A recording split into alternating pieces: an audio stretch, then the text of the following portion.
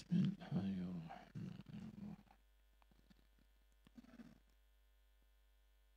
إلى حضرة النبي المصطفى سيدنا ومولانا محمد صلى الله عليه وسلم وعلى آله وأصحابه الكرام، وإلى أرواح مؤلف هذا الكتاب ومشايخه ومشايخنا ووالديه ووالدينا ولأموات المسلمين والمسلمات والمؤمنين والمؤمنات في مشارق الأرض ومغاربها، شيء لله ولهم. الفاتحة. أعوذ بالله من الشيطان الرجيم. بسم الله الرحمن الرحيم. الحمد لله رب العالمين، الرحمن الرحيم، مالك يوم الدين. إياك نعبد وإياك نستعين، اهدنا الصراط المستقيم، صراط الذين أنعمت عليهم غير المغضوب عليهم ولا الضالين. آمين. بسم الله الرحمن الرحيم. الحمد لله رب العالمين، والصلاة والسلام على أشرف الأنبياء والمرسلين، سيدنا ومولانا محمد المبعوث رحمة للعالمين، وعلى آله وصحبه أجمعين. سبحانك لا علم لنا إلا ما علمتنا، إنك أنت العليم الحكيم. رب اشرح لي صدري ويسر لي أمري واحلل عقدة من لساني يفقه قولي. اللهم صل على سيدنا محمد الفاتح لما أغلق والخاتم لما سبق، ناصر الحق بالحق والهادي إلى صراطك المستقيم، وعلى آله حق قدره ومقداره العظيم. صلاة تفتح لنا بها أبواب الرضا والتيسير، وتغلق بها عنا أبواب الشر والتعسير، وتكون لنا بها وليا ونصيرا. أنت ولينا ومولانا، فنعم المولى ونعم النصير. اللهم افتح لنا أبواب فضلك، وانشر علينا خزائن رحمتك. اللهم افتح قلوبنا في طلب العلم، وارزقنا الإخلاص فيه والعمل به والنشر به حتى يأتينا اليقين. اللهم افتح علينا فتوح العارفين، وفقهنا في الدين، وعلمنا التأويل برحمتك يا أرحم الراحمين، وبجاه سيد الأولين والآخرين. أما بعد، وقال المصنف رحمه الله تعالى: ونفعنا به وبعلومه وبركاته وأنواره ومعارفه في الدارين آمين يا رب العالمين. Kata musannif, dan adalah ia zahir pada ain batinnya dan batin pada ain zahirnya, dan awal pada ain akhirnya, dan akhir pada ain awalnya. Baik. Alhamdulillah, syukur kita kehadrat Allah Subhanahu wa Ta'ala.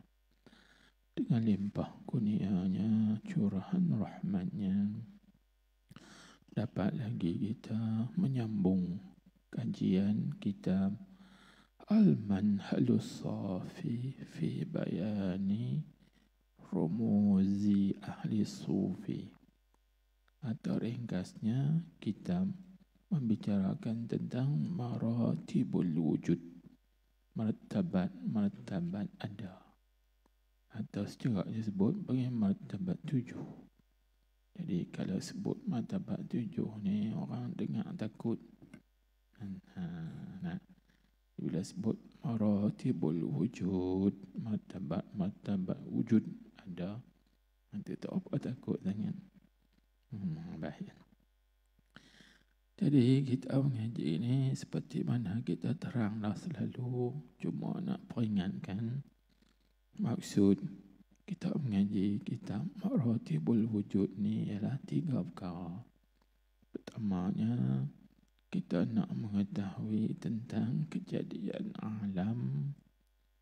Yang keduanya, kita nak mengenal siapakah pencipta pemilik alam ini. Dan yang ketiga, tujuannya ialah untuk kita musyahadah, memandang mata hati kita ini kepadanya, dan muraqabah hati kita kepada Allah Subhanahu wa Ta'ala. Itu maksud dan tujuan kita mempelajari ini. Baik. Jadi tuan-tuan, puan-puan, hadirin yang dikasihi sekalian, tengok kita sambung.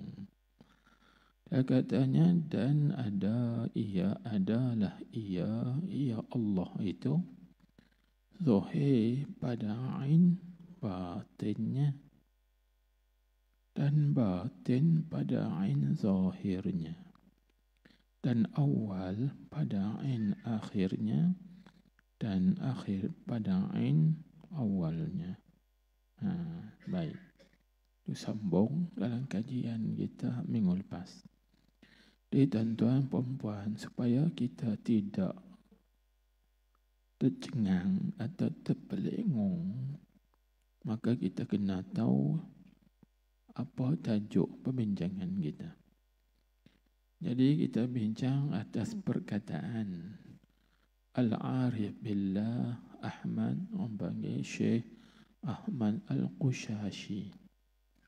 Dia kata, Al-wujudu wahidun bizzati wa muta'addidun bin nisabi wal idhafati. Itu baca dengan nisabi, bukan nasabi. Kalau nasab itu keturunan atau galur keturunan, itu nasab. Ini baca nisabi. Nisabi itu jamak bagi nisbah. Nisbatun, nisbatani, nisab, panggil nisabi, nisbah, wal idhafati. Baik. Jadi sebab artinya yang mawujud itu, yakni Allah Ta'ala yang bersifat dengan wujud ada tu, satu saja dengan zatnya. Tapi yang berbilang-bilang itu segala bangsa dia, atau nisbah dia, dan juga sandarannya. Jadi bila kita sebut dulu huwal awwalu wal akhiru wal zahiru wal batinu, itu ayat Quran dalam suratul Hadid ayat 3 nak.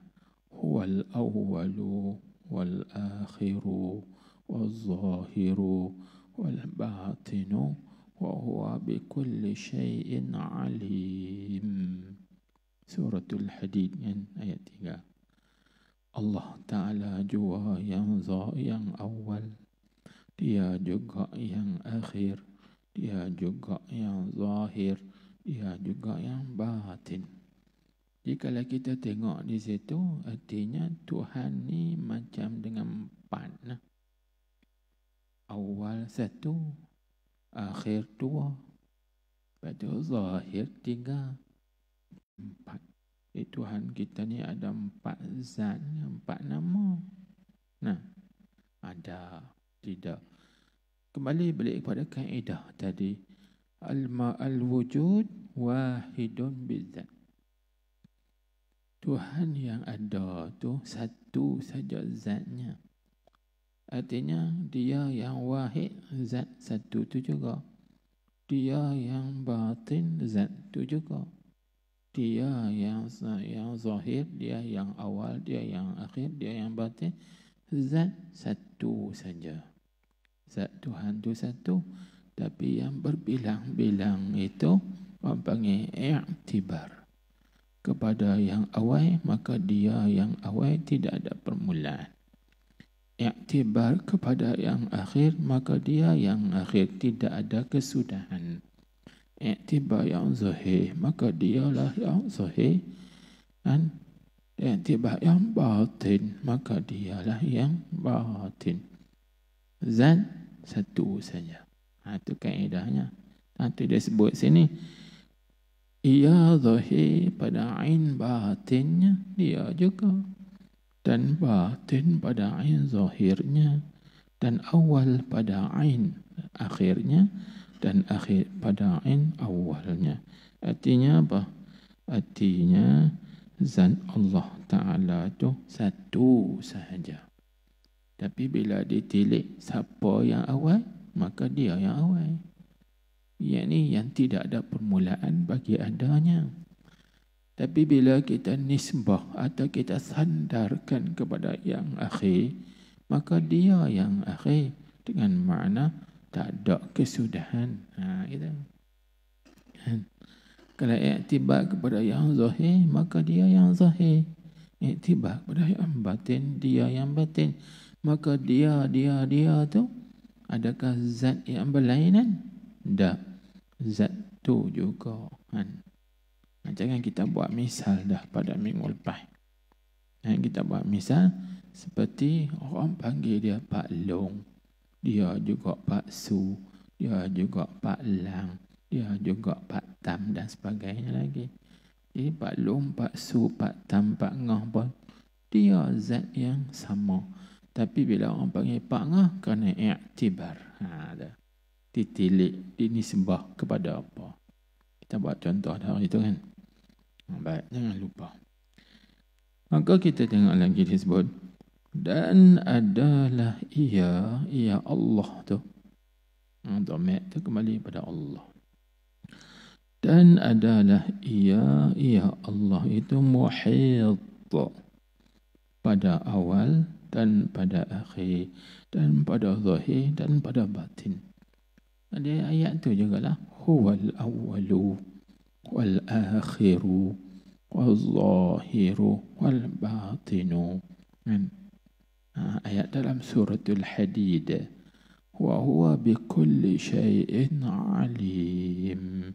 Dan dia itu amat mengetahui dengan setiap sesuatu. Jadi bila tengok situ, maka Allah Ta'ala itu muhit, meliputi. Muhit itu yang meliputi. Apa makna yang meliputi sini? Sama juga dengan mana dia yang ada.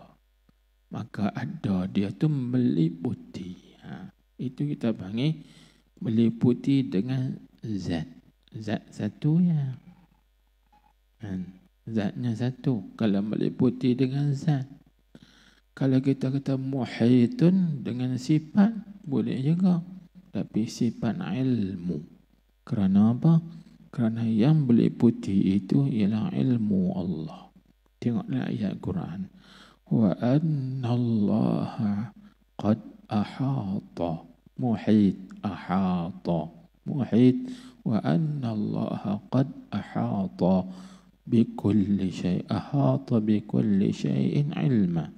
Wa anna Allah qad ahata bikulli syai'in ilma. Dan sesungguhnya Allah Ta'ala itu meliputi ia dengan setiap sesuatu, ilmunya meliputi. Dan kita mengaji dalam ilmu usuluddin pun, ta'alluq ilmu dipanggil ta'alluq ihatah.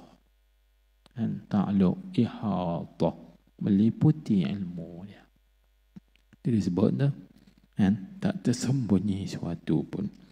Itu panggil, dan adalah ia, ya Allah itu muhit, yang meliputi pada awal dan pada akhir dan pada zahir dan pada batin. Nampak tu lagu 4 lah. Meliputi pada awal 1, meliputi pada akhir 2, meliputi pada zahir 3, meliputi pada batin 4. Nampak lagu ada 4 zat lah. Tak, zat dia 1 juga. Kan? Tapi i'tibar awal, dia. I'tibar tu akhir, dia juga. Ini kaedah tadi ni. Penting faham kaedah atas. Al-wujud wahidun bizzat. Wa muta'addidun bin nisabi wal idafat. Itu ya. Yang ada itu 1 saja. Mana zat Tuhan tu 1. Zat tu yang awal, zat tu yang akhir, zat tu lah juga yang zahir, zat tu juga yang batin. Ya, bukan berbilang-bilang zat dah. Itu saja. Baik. Siapa kita dah mengaji Asma'ullahul Husna adalah nama Tuhan tu ada apa? Kalau tengoklah hadis ni 99 kan. Hadis riwayat Imam Bukhari dan juga imam-imam hadis yang lain. Nabi kita Muhammad sallallahu alaihi wasallam bersabda, "Inna lillahi tis'atan wa tis'ina isman." Sesungguhnya ada bagi Allah itu 99 nama. Dia adakah 99 nama tu menunjuk di atas 99 zat? Tak. Zat Tuhan tu 1 juga. Tapi i'tibar nama banyak ada. Zat 1. Gitulah juga sifat Tuhan, zat Tuhan kita ni 1 ya. Tapi yang banyak tu sifat. Sifat wujud, sifat tu, sifat ni lagi. 1 ya. Baik, tak ada belah. Maka tengok dia kata, seperti firman Allah Ta'ala, wallahu min waraihim muhit. Apa tu ayat tu? Apa tu? Yakni bahwasanya Allah Ta'ala juga yang meliputi. Meliputi itu apa? Kita ambil 2 lah. Boleh kita sebut meliputi dengan zatnya. Meliputi dengan makna tadi lah. Dia yang awal, dia yang akhir, dia yang zahir, dia yang batin. Meliputi dengan zat. Dan boleh juga kita sebut yang meliputi itu dengan sifat. Iaitu sifat ilmu dia. Kerana ilmu Allah Ta'ala itu ta'aluknya ihatah, meliputi. Nanti dia sebut meliputi sekalian daripada sekalian alam. Tak tersembunyi atas Allah Ta'ala itu suatu pun. Habis, kenapa kita tidak dapat melihat dia? Itu kau tanya balik. Dah kata Allah Ta'ala itu meliputi sekalian alam. Ada dia tu, sifat dia. Tapi kita tak nampak dia. Sebab apa? Kerana kita mahjub. Tersebut kan? Karena kita ni terhijab. Kita ni mahjub, terhijab, terdinding. Tak dapat lihat dengan mata hati. Dengan mata kepala kita tak nampak lihat. Dengan mata hati pun kita tak dapat lihat juga. Kerana mata hati kita tertutup, terdinding. Tak dapat syuhud musyahadah. Ini yang Syekh Ibn Athaillah sebutkan di dalam kitab hikamnya. Al-haqqu laisa bimahjubin wa innamal mahjubu anta 'anil nazari ilaihi. Ini sebutlah. Al-haqqu yakni bermula Allah Ta'ala itu laisa bimahjubin, tidak terhijab. Tuhan kita ni tak terhijab. Pasal apa tak terhijab? Kerana Tuhan kita tu az-zahir. Tadi kita huwal awwalu wal akhiru wal zahiru. Kerana Allah itu zahir. Zahir yang nyata. Tuhan kita ni az-zahir, dia nyata. Tapi pasal apa kita tak nampak yang nyata? Kerana kita ini mahjub. Wa innamal mahjubu anta. Hanya sesungguhnya yang terhijab itu kamu. Kita ni yang terhijab. Terhijab daripada apa? Anin nazari ilaihi. Daripada memandang kepadanya. Kita tak dapat tengok. Kerana kita ni suka tengok apa? Tengok kepada mahsus. Kerana yang menghijabkan kita itu ialah mahsus. Mahsus artinya perkara-perkara yang dilihat dengan mata kasar, yang didapat dengan indera mata. Kan? Bila kita nampak wanita apa tu, nampak tu, kita tak nampak Tuhan. Contoh, seperti kita tengok langit, maka kita duk nampak jirim langit tu, objek langit tu, fizik langit tu, tapi kita tidak nampak pencipta langit. Kerana kita dihijab dengan langit. Faham? Itu passion kita. Sebab tu dalam Quran Tuhan kata, Qul inzuru ma za fis samawati wa ma fil ard. Maka kita kaji. Tuhan kata, Qul inzuru ma za fis samawati wa ma fil ard.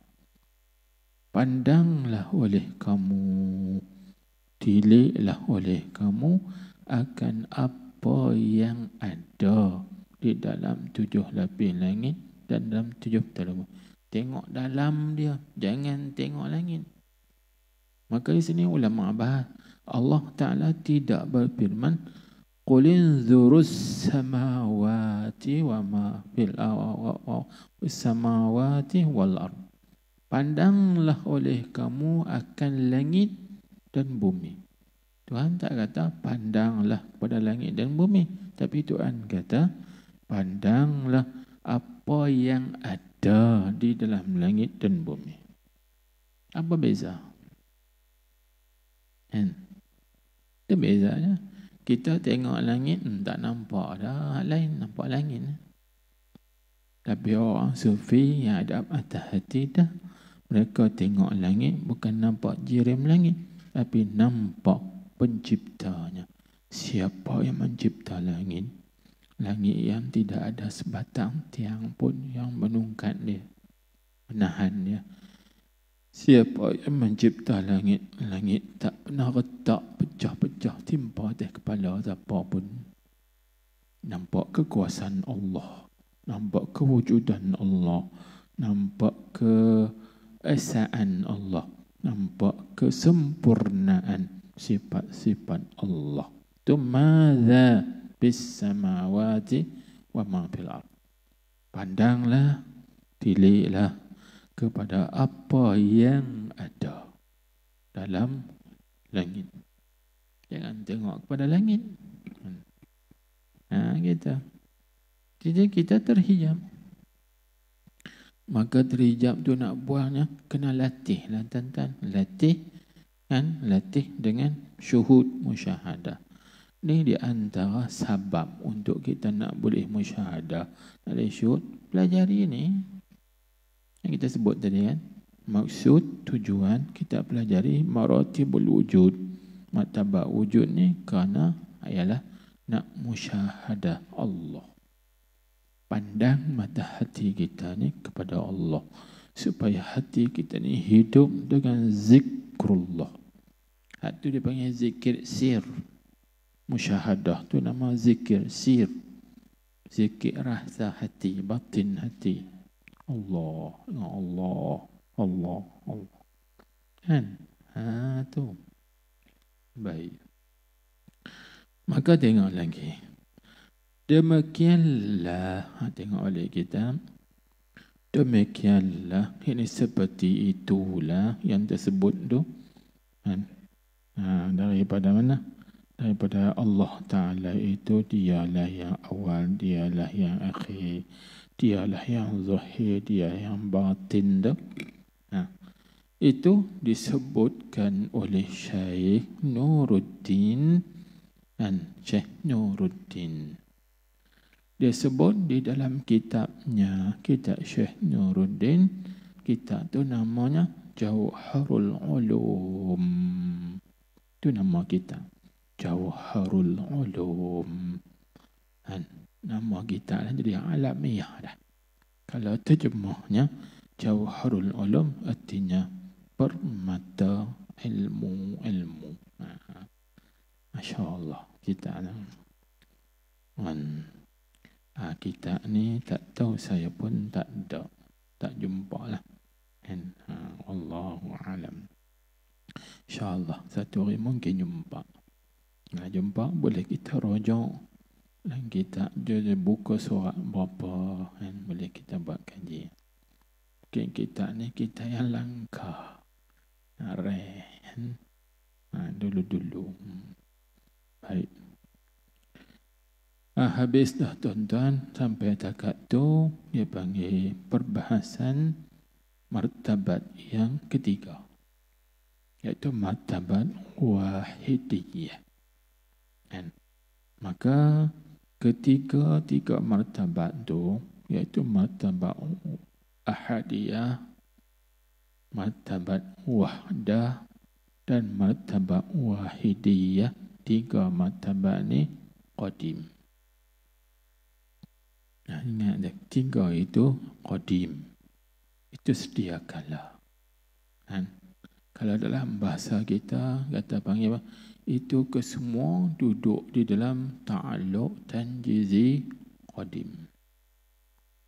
Ini sebab sifat ilmu Allah, artinya duduk dalam tanjizi qadim. Maka tanjizi qadim tu qadim. Itu dalam a'yan sabitah.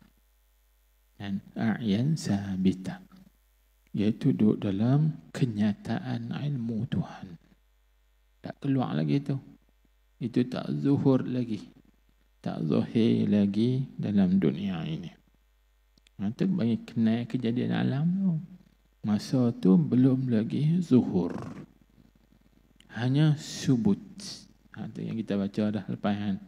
Duduk dalam ghaibiyah, duduk dalam subut, tetap dalam pengetahuan Allah Subhanahu wa ta'ala.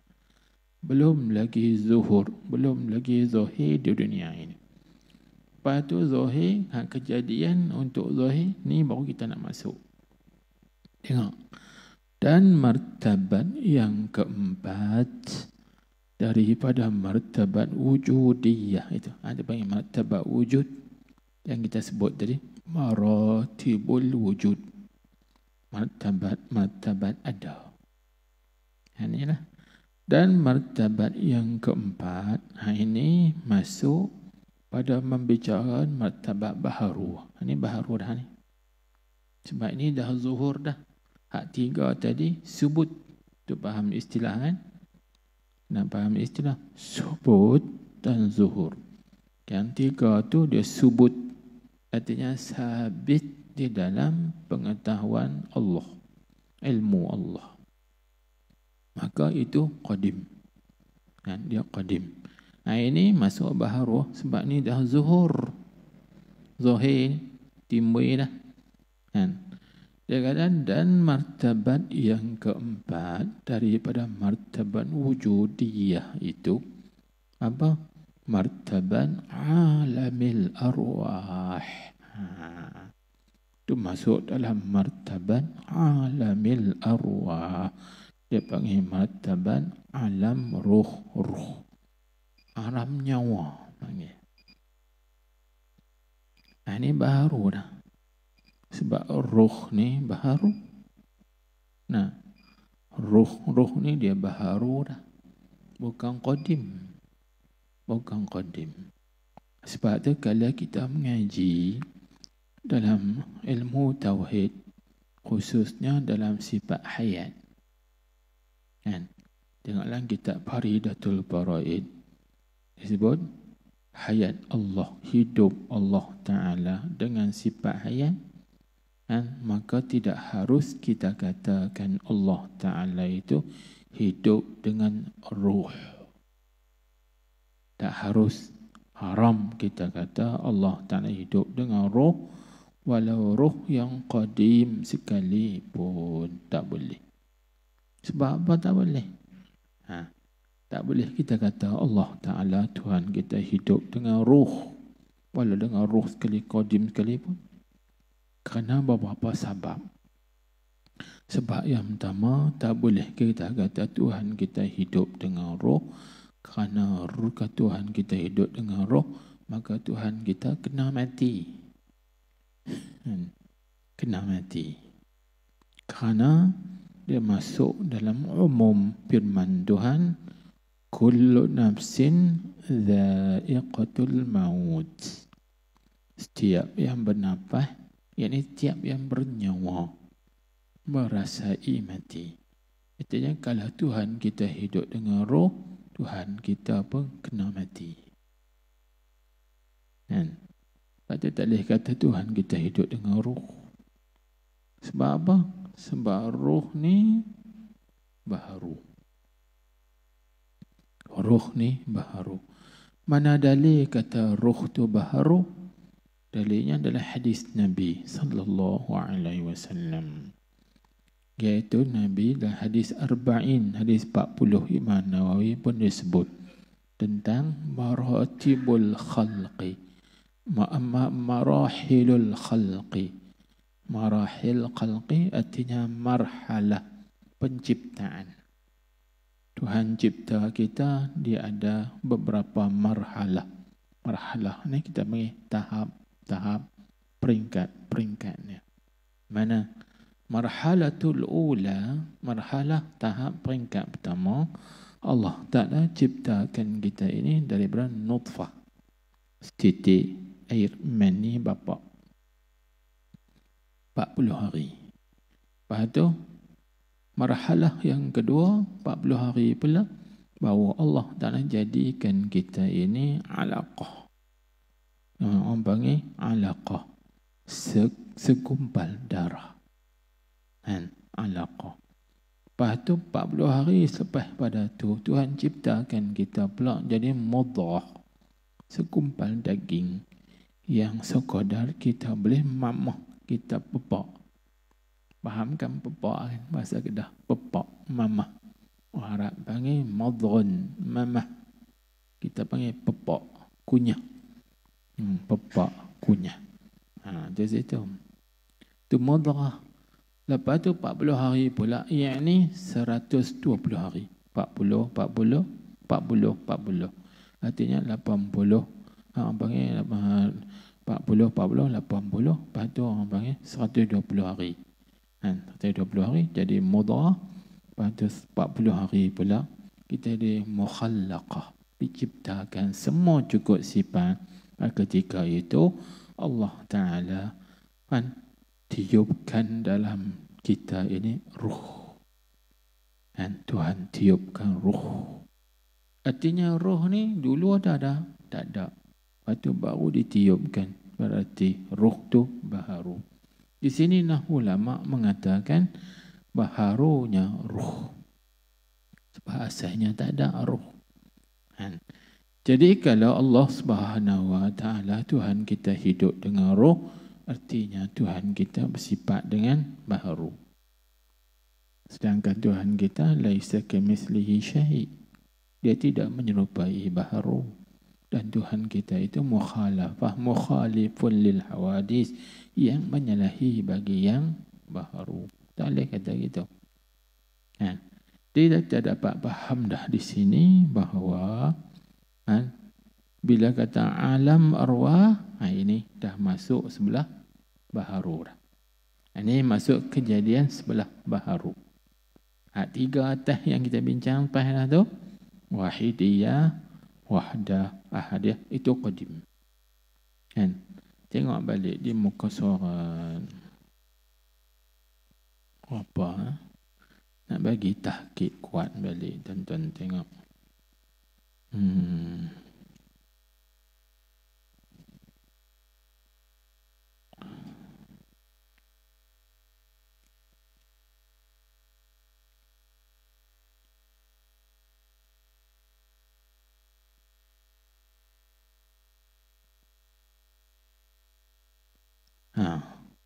Di muka surat 4. Kita tengok balik muka surat 4. Tengah-tengah sikit, saya jumpa tak? Dan tengah-tengah sikit dah. Ke 1, 2, 3, 4, 5, 6, 7, 8, 9, 10, 11, 12, 14 baris dari belah atas. Jumpa tak? Dia kata, maka 3 martabat ini qadim. Jumpa tak? Jumpa tak? Muka surat 4, 14 baris daripada atas. Jumpa? Dia kata, maka 3 martabat ini, mana? Ahadiyah, wahdah, wahidiyah. Itu 3 martabat itu qadim. Itu sedia kala. Lagi dinamakan martabat ketuhanan. Jumpa lagi. Tak sama kita, muka surat tak sama. Muka surat saya ni muka surat 4, 14 baris daripada batas. Sama-sama lah. Maka yang disebut martabat yang keempat ni, ini masuk hak baharu. Sebab arwah dia baharu. Ini bagi yang baharu pula. Ini baru zahir. Hak tadi sebut ni bagi zuhur. Zuhur namanya. Baik. Kalau gitu martabat alam arwah ni martabat apa? Tengok. Ni kita masuk dalam baharu lah ni. Kenal kita baharu. Sebab tu kata Al-Arif, tengoklah kita Ad-Durrun Nafis. Dan kita baca dulu. Manusia ni dalam berjalan menuju kepada Allah, dia ada 3 bahagi. 3 bahagi. Salik. Lepas tu salik, dia panggil apa? Arif dan majzub. Salik tu orang sedang berjalan menuju kepada Allah. Maka arif orang yang mengenal Allah. Maka di sana cuba tengok siapakah orang yang mengenal Allah, yakni orang yang mengenal siapa Khalik dan siapa makhluk. Allah itu Khalik, Allah itu sang pencipta, dan kita ini makhluk yang dicipta. Aneh ya. Sini kita kenal ni. Oh ni bahagian aku dah ni. Makhluk ni, arwah ni bahagian aku dah. Kita kenal diri kita. Itu tujuan kita belajar ini, nak kenal. Kenal siapakah pencipta kita. Maka kita kenal kita ini dicipta. Lepas tu kita kena musyahadah dia. Pandang dia, lihat dia, ingat dengan mata hati kita kepada dia. Baik. Maka kita tengok. Apa definisi atau ta'arif bagi alamul arwah? Tengok dia kata. Dan iaitu alamul arwah tu. Alam arwah ni ta'rif dia kata ibarat daripada beberapa perkara yang kauniyah. Itu. Ni ta'rif bagi alam arwah. Alam arwah itu ibarat daripada beberapa, yakni daripada makna beberapa perkara yang kauniyah. Maka alam ni kita panggil kauniyah. Kauniyah ni daripada perkataan kaun. Kaun. Ni istilah ni, kaun. Kan? Kaun dengan makna mukawwanat. Kaun dengan makna mukawwan. Dipanggil masdar dengan makna isim maf'ul. Orang ngaji bahasa. Kaun tu masdar. Masdar daripada kana yakunu kaun. Kan? Maka kaun tu masdar dengan makna isim maf'ul. Isim maf'ul mukawwan. Bukan mau kawan nak, itu lain. Ni mukawwanun, mukawwan. Artinya yang dicipta, yang dijadikan. Itu makna mukawwan. Lagi faham istilah. Di kauniyah, di masdar, ditambah ya masdariyah. Asalnya kaunun, tapi ditambah ya, jadi kauniyatun. Kauniyah, maka kita terjemah artinya yang bangsa kena jadi. Kita ambil ya nisbah dengan mansubatun ilal kaun dengan makna yang bangsa kena jadi, kena cipta. Jadi kalau kita terjemah beberapa perkara yang kauniyah, artinya beberapa perkara yang kena jadi, ada kena cipta, dicipta. Arti dah. Oh, roh ni benda yang dicipta ya. Bila kata benda dicipta, dia makhluk dah. Makhluk. Bukan qadib. Atau kata roh ni makhluk. Dulu tak ada. Lepas tu baru ada roh ni. Ini Tuhan nak zahir dah lah. Apa yang dia tentukan, dia tahu di azali dengan sifat ilmu dia. Kemudian yang ditentukan dah di azali dengan sifat iradat dia. Maka sekarang Allah Ta'ala nak berzuhir. Berzuhir ni makhluk dah. Dia panggil kauniyah. Baik. Lepas tu nak faham lagi. Apa makna kauniyah? Dia kata yakni masuk di bawah kalimah kun. Artinya roh-roh ni dia masuk di bawah kalimah kun. Nak faham lagu mana pula masuk di bawah kalimah kun? Kita duk baca surah Yasin dah lah. Innama amruhu iza arada syai'an an yaqula lahu kun fayakun. Kun fayakun. Kan? Kun makna jadilah, fayakun maka jadilah ia. Kun jadilah olehmu, maka jadilah ia. Tuhan kata, hei roh, jadilah olehmu, maka roh pun jadilah. Ini apa maksud? Zuhirnya bila kita tengok di situ, artinya Allah Ta'ala menjadikan dengan kun. Maka kun tu takluk sifat apa? Takluk sifat kalam.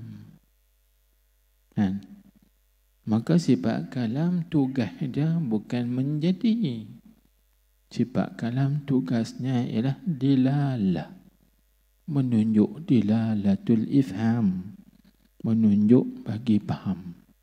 Apa yang Tuhan kata, kita faham. Seperti Tuhan kata, wa aqimus salah. Maka kita dapat faham, Tuhan perintah kita dirikan sembahyang. Itu namanya amrun. Amar, perintah. Tuhan kata wala taqrabuz zina. Kita faham situ Tuhan tak bagi kita buat perbuatan zina. Itu namanya nahyun, larangan. Sebab itulah Quran ada ayat awamir, ada ayat nawahi, ada ayat-ayat perintah suruhan dan juga ada ayat-ayat larangan. Kan? Jadi kun ni masuk dalam ta'alluq sifat kalam. Maka ta'alluq sifat kalam ialah ta'alluq dilalah. Yang ni beri faham. Maka ta'alluq dilalah bukan ta'alluq ta'sir. Yang ni bukan ta'alluq memberi bekas pada mengadakan atau meniadakan. Kan? Habis di sini kun ni dia mengada. Jadikan olehmu maka jadilah. Ini dia panggil kinayah. Bukan dia panggil panggil isti'arah tamthiliyah. Nama isti'arah tamthiliyah. Dia cakap begini, dia panggil cakap pinjaman. Cakap pinjaman panggil. Pinjaman pada segera jadi. Itu panggil kinayah fi sur'atil ijad. Iaitu cakap kinayah. Kinayah ni kita nak panggil apa? Macam simbolik lah. Simbolik bagi segera jadi. Bila Tuhan kata kun jadi olehmu, jadi selalu. Cepatnya jadi. Bukan kata kun jadi olehmu, seminggu baru jadi. Bukan lagi tu. Itu lambat. Kan? Bila Tuhan sebut kun jadi, apa ya kun? Maka jadilah waktu tu. Itu panggil sur'atul ijad. Segera dan cepat jadinya. Kan? Maka yang menjadi situ dia panggil ta'alluq ta'thir, yang memberi bekas.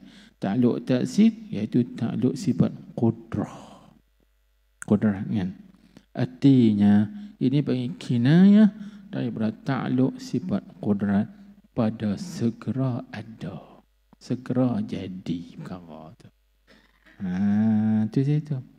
Jadi kita faham situ artinya roh ini dijadikan. Yang ni baru dicipta, baru dijadi.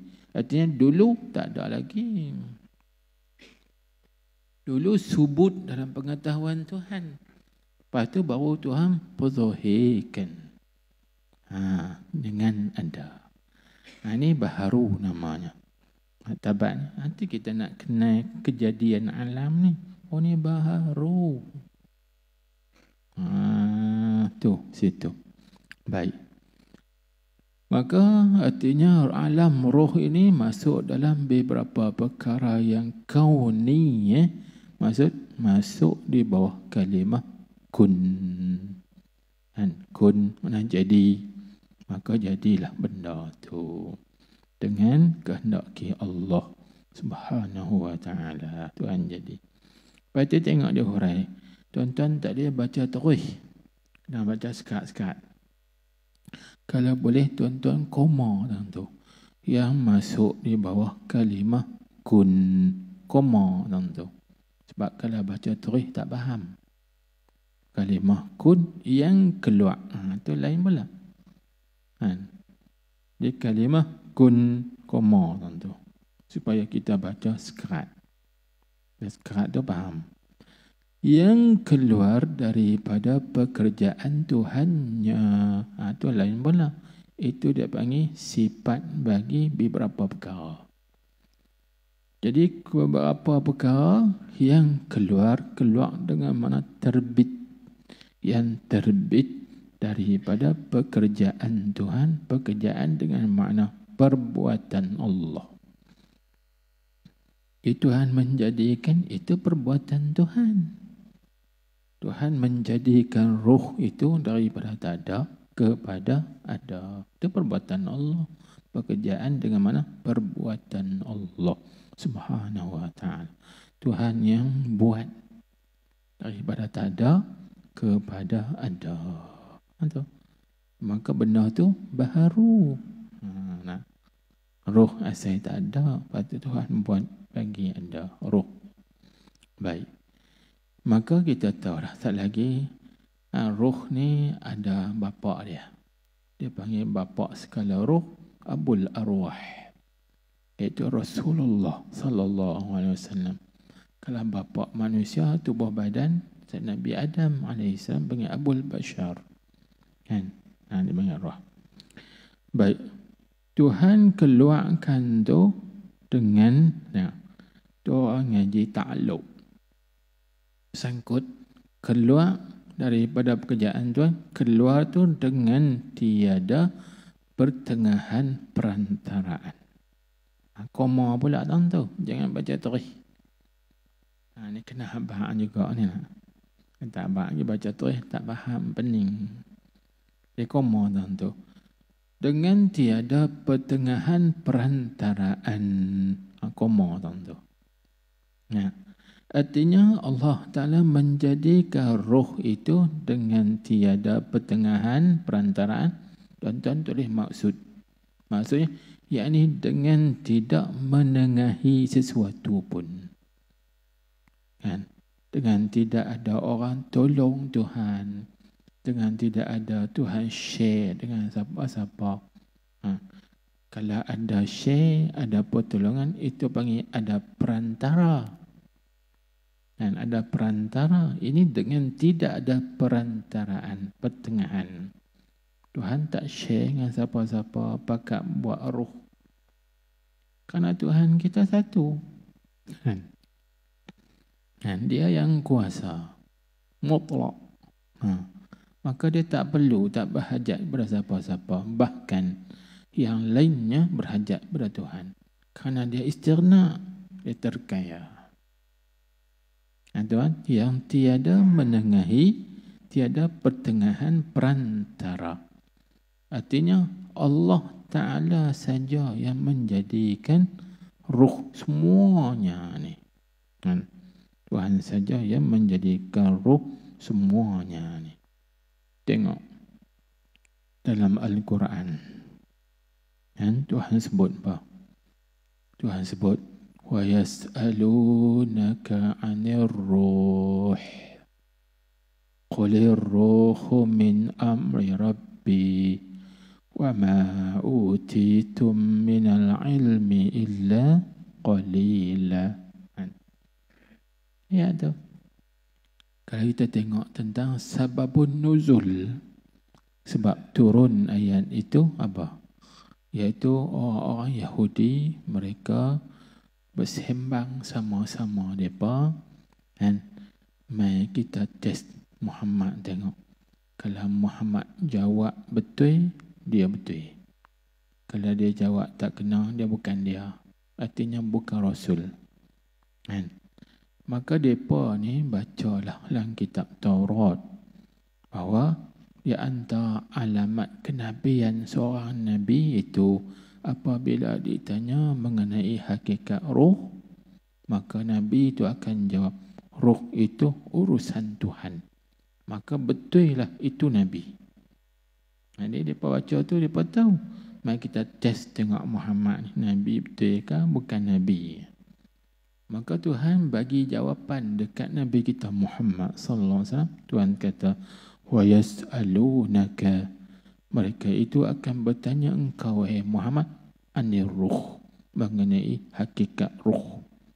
Maka Tuhan bagi jawapan, qul, katakan olehmu, ar-ruhu min amri rabbi, ruh itu urusan Tuhanku. Ruh itu urusan Tuhanku. Artinya siapa pun tidak mengetahui hakikat ruh. Hanya Tuhan saja yang tahu. Maka di sinilah Al-Imam Junaid Al-Baghdadi radhiyallahu anhu, dia mengharamkan kita membahas mengenai hakikat ruh. Imam Junaid mengharamkan, tak harus bagi kita ini membahaskan hakikat roh. Kerana apa? Kerana roh itu, kata Imam Junaid, syai'un ista'tharallahu bi'ilmih, suatu perkara yang ketentuan dengan ilmu Tuhan. Khusus Tuhan saja yang tahu. Maka yang lain pada Tuhan tak dapat tahu.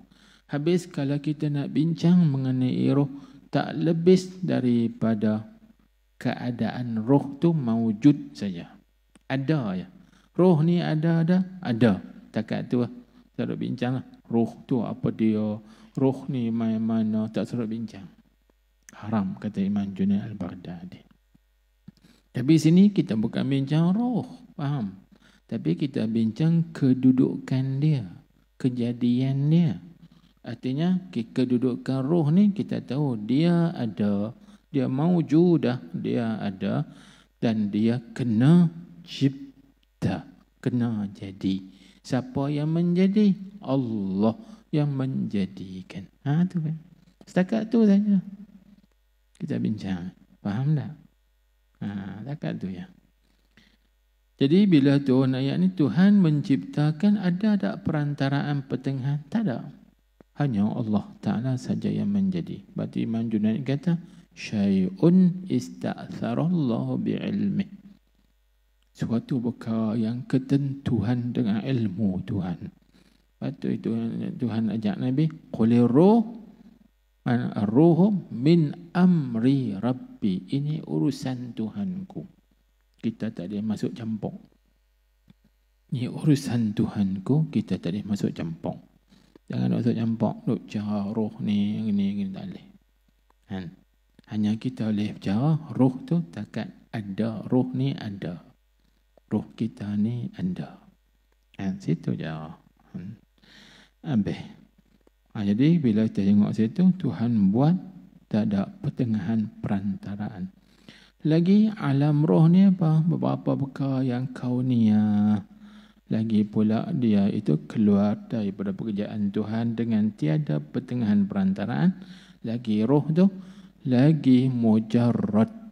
Roh tu ialah yang mujarrad, artinya yang sunyi daripada bergantung dengan tabi'ah. Itu sifat dia. Dia sunyi daripada bergantung dengan tabi'at.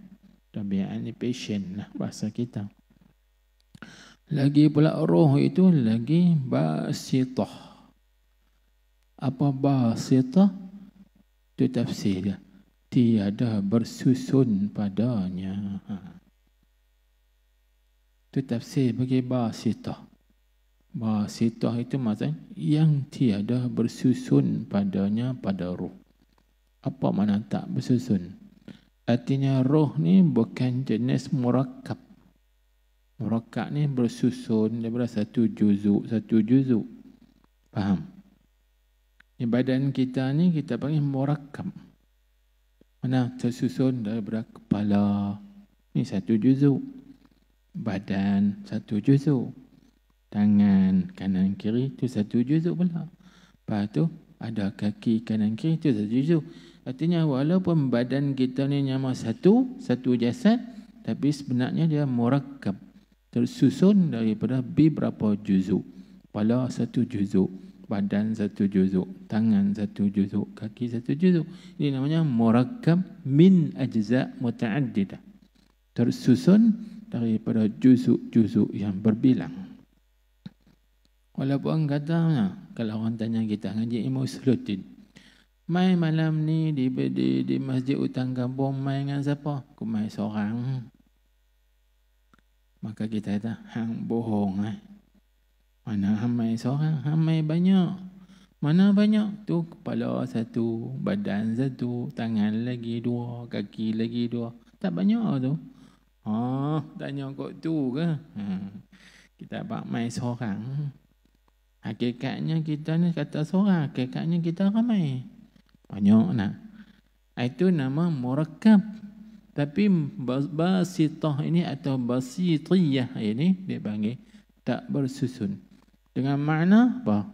Roh kita ni satu ya. Bukan berbilang-bilang. Tuhan jadikan setiap orang itu rohnya satu saja. Bukan dua, bukan tiga. Main game boleh lah. Mati satu nyawa, ada lagi 3 nyawa. Itu main game. Mati satu nyawa ada lagi dua nyawa. Dah mati satu nyawa ada lagi satu nyawa. Mati satu lagi boleh lagi minta tolong tak ada hayat. Kan? Itu cerita game. Ini bukan game. Roh kita satu saja. Dia tak berbilang-bilang. Allah, kalau roh kita banyak, seronok mati 3-4 kali. Mati sekali ada lagi 1-2. Mati satu ada lagi. Kita sekali mati habis. Itu maksud lagi mujarrad, lagi basitah, tiada bersusun padanya pada roh. Lagi takrifnya, yang nyata ia roh tu atas segala zatnya. Apa maksud yang nyata? Yakni kita kenal roh kita sendiri ya. Nyata zat ni zat aku. Tu situ rohku. Dikenai roh kita. Maka roh kita tak pi kepada roh orang lain. Kan nanti bila roh kita mati, pada roh kita ini dia tengok kalau roh orang mukmin disimpan di dalam illiyin, syurga yang tertinggi. Kalau roh orang kafir disimpan di dalam telaga Birhut. Telaga Birhut atau Barhut. Telaga Birhut atau Barhut ni duduk di Yaman. Hujung negeri Yaman.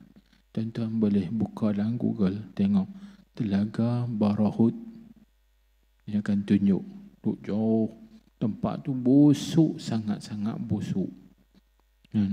Kerana dalamnya itu disimpan, dikurung, dipenjara segala roh-roh orang kafir. Dalam tempat tu busuk sangat, tak ada siapa boleh turun dalam tu kerana terlampau busuk. Dan begitu juga orang panggil disiksa, diazab. Di situ bising, ingat bunyi suara-suara yang menggerunkan, menakutkan. Telaga Birhut namanya. Kan? Roh di situ dihimpunkan. Kemudian di akhirat nanti apabila ditiup balik roh itu, maka roh itu akan terbang pergi kepada jasad masing-masing. Maka roh ni tidak akan pergi kepada jasad orang lain. Dengan roh saya, dia akan terbang kepada jasad saya. Roh kawan tu ke kawan tu. Dia takkan masuk kepada jasad orang lain. Kerana dia kenal jasad dia. Tu panggil yang ada ia, yang nyata ia atas segala zatnya, maka mengenal dirinya. Maka dia kenal dirinya, diri roh, dan dikenal setengah akan setengahnya dan segala umpamanya. Roh kita ni dulu pada masa alam arwah dah saling kenal, mengenali dah. Kalau bahasa mudah saya cakap, sekarang ni kita kenal ini dan apa zahirkan apa yang dulunya subut. Mana dalil kata roh ini saling kenal mengenali? Dalilnya hadis sahih. Tengoklah hadis riwayat Imam Bukhari. Nabi SAW bersabda, al-arwahu jundun mujannadah. Fama ta'arafa minha i'talafa wa ma tanakara minha ikhtalafa. Ini hadis sahih. Nabi sebut al-arwah jundun mujannadah, junudun mujannadah. Roh-roh kita itu diumpamakan seperti tentera-tentera, batalion tentera. Junud mana tentera-tentera, mujannadah artinya yang dikumpulkan, yang dihimpunkan satu tempat. Roh kita ni dihimpunkan satu tempat. Kemudian roh kita ni fama ta'arafa minha i'talafa. Mana-mana roh yang saling ta'araf. Ta'araf ni dekat bahasa kita juga apa? Ta'aruf. Ta'aruf ni artinya saling kenal mengenali. Dipanggil ta'aruf. Kan kita ni kan, bila saya dulu, tuan-tuan pun pernah juga pengalaman kan. Kita pergi masuk sekolah, Kemudian sekolah akan buat majlis ta'aruf kan. Apa dia? Saling kenal mengenali. Roh ni fama ta'arafa minha, mana-mana antara roh ni yang saling kenal mengenali antara satu sama lain, i'talafa, maka mereka ini akan bermesra, berjinak-jinak. Kan? Wa ma tanakara minha, dan mana roh yang saling engkar mengengkar, tak setuju, bahasa kita panggil tak sebulu, kan? Tak sepahaman, tak sealiran, maka ikhtalafa, dia akan berselisih, tak sepakat. Maka tuan-tuan, kalau kita nak tengok roh tu saling kenal mengenali, engkar mengengkar, maka kita tengok di dunia lah ni. Kita hidup di dunia ini sebenarnya itu lakonan yang sudah dipaparkan di alam arwah dulu. Alam arwah tu dah terang dah. Di alam arwah kita duduk dulu tu, kalau kita saling kenal mengenali, maka macam hari ni. Kita kenal mengenali, kita bermesra, kita berjinak, berkenal, saling kasih sayang. Tapi bila kita ini saling engkar mengengkar, maka kita hidup di dunia pakat berkelahi aku. Ikhtalafa, berselisih, berkelahi. Hang tak setuju dengan aku sebab hang orang lain. Macam mana? Ikhtilaf, berlaku kesalahan. Ini hak zuhur yang sudah subut di azali. Faham? Kalau bahasa berlakon ni, artinya lah ni kita berlakon balik apa yang sudah diskripkan dah dalam skrip kan. Tu ya, baik orang. Ini gambaran dia. Allahu Akbar. Panjang weh. Maka adalah pertama-tama yang dijadikan Allah itu, iaitu nur Nabi Muhammad. Nur di sini apa makna? Bukan nur dengan makna cahaya. Nanti kita bincang lagi. Allahu Akbar. Situ dulu. Panjang ya. Maka adalah pertama-tama. Situ dulu. Allahu A'lam. Subhanakallahumma wa bihamdik, ashhadu an la ilaha illa anta, astaghfiruka wa atubu ilaik. عملت سوءا وظلمت نفسي فاغفر لي فإنه لا يغفر الذنوب إلا أنت. اللهم صل على سيدنا محمد النبي الأمي الحبيب المحبوب العالي القدر العظيم الجاه وعلى آله وصحبه وسلم تسليما. بسم الله الرحمن الرحيم. الحمد لله رب العالمين وصلى الله وسلم عليه. اللهم افتح علينا حكمتك وانشر علينا رحمتك يا أرحم الراحمين.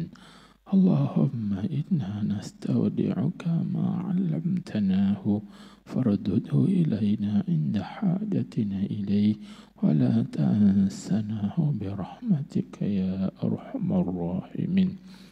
اللهم إنا نسألك علم الخائفين وإنابة المخبتين وإخلاص الموقنين وشكر الصابرين وتوبة الصديقين. ونسألك اللهم بنور وجهك الذي ملأ أركان عرشك أن تزرع في قلوبنا معرفتك حتى نعرفك حق معرفتك كما ينبغي أن تعرف به. اللهم اجعل جمعنا هذا جمعا مرحوما مشكورا وتفرقنا من بعده تفرقا معصوما مغفورا. اللهم اختم لنا بخاتمة السعادة واجعلنا من الذين لهم الحسنى وزيادة بجاه سيدنا محمد صلى الله عليه وسلم للشفاعة وعلى آله وصحبه ذوي السيادة. ربنا آتنا في الدنيا حسنة وفي الآخرة حسنة وقنا عذاب النار. وأدخل جنة مع الأبرار يا عزيز يا غفار. اللهم بارك لنا في شعبان وبلغنا رمضان وأعنا على الصيام والقيام برحمتك يا أرحم الراحمين. وصلى الله وسلم عليه والحمد لله رب العالمين.